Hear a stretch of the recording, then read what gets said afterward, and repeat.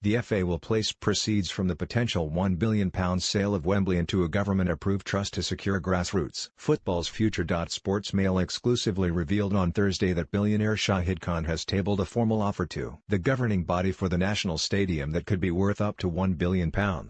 And after discussions took place between the FA board, Chairman Greg Clark has emailed the FA Council to inform them that any sale would be guaranteed to benefit the grassroots game. He wrote, "One thing I would like to make clear is that should the board agree to proceed with a sale of Wembley, it is our intention that all proceeds would be placed in trust by the FA with governance approved by football stakeholders, government and Sport England to ensure they are allocated to closing the facilities gap and building community assets up and down England. An initiative which we hope our public funders could partner with us on, and one I know you will all recognize as vital at a time when we lose 1 in 7 fixtures in the winter months and only 1 in 3 grass pitches are considered adequate to play on. Khan, worth an estimated £5.2 billion, told Sportsmail on Thursday night that a deal could be agreed within the next 2 to 3 months. The FA would receive close to £600 million in cash from the deal and retain the club Wembley debenture and hospitality business that is valued at around £350 million.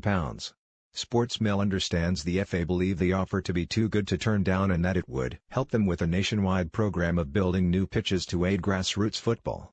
In 2016, Chief Executive Martin Glenn hinted the FA wanted to see everyone no more than a 15-minute drive away from a high-quality pitch. He also said, "Maybe we need to make a case for being a lot bolder. What if we could find a few hundred million?"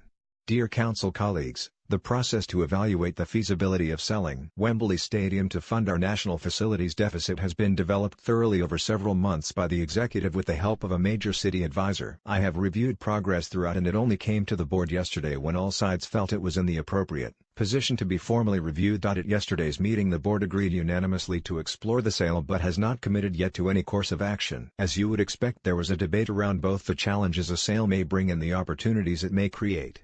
I can also confirm that the concept has been discussed with senior government, sport and football stakeholders and we have received a positive response, but at this stage no formal approval. It is fair to say all parties can see the need to proceed with caution and with an eye to the risks involved. Those risks and challenges will be explored in the days ahead, but one thing I would like to make clear is that should the board agree to proceed with a sale of Wembley, it is our intention that all proceeds would be placed in trust by the FA with governance approved by football stakeholders, government and Sport England to ensure they are allocated to closing the facilities gap and building community assets up and down England. An initiative which we hope our public funders could partner with us on, and one I know you will all recognize as vital at a time when we lose 1 in 7 fixtures in the winter months and only 1 in 3 grass pitches are considered adequate to play on. The hard work will now be done by the executive team and their external advisors. The board will ensure it can provide the appropriate oversight and governance of this process and will evaluate any final offers and when all parties are ready to do so. This of course will not happen before we as a council have had chance to discuss the issue in full, and I would urge you all to take the opportunity to canvass the views of your members in the next few weeks to come with as broad a view from across the game as possible when we meet on 29th May.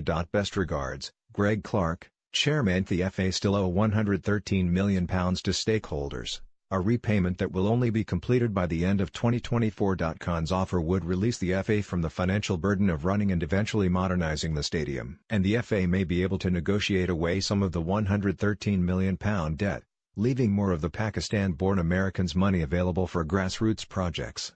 How much rent the FA would have to pay for England games will be a key point in any deal. By Laura Lambert. Where will England play? Internationals will be played around the country when there are NFL games between September and December. Otherwise England will play at Wembley. Where will the fee go? The FA still owes £113 million to the Department for Digital, Culture, Media and Sport, Sport England and London Development Agency. It is likely the FA will pay off these grants and invest a large chunk of the money into grassroots football. And ticket revenues? The FA will retain ticket rights for events it holds at the stadium. Would it still be called Wembley Stadium? Wembley signed a 6-year deal with EE in 2014. EE are the lead brand partner of the stadium and it is not clear how this new deal would affect their contract. Where will the FA Cup final be staged?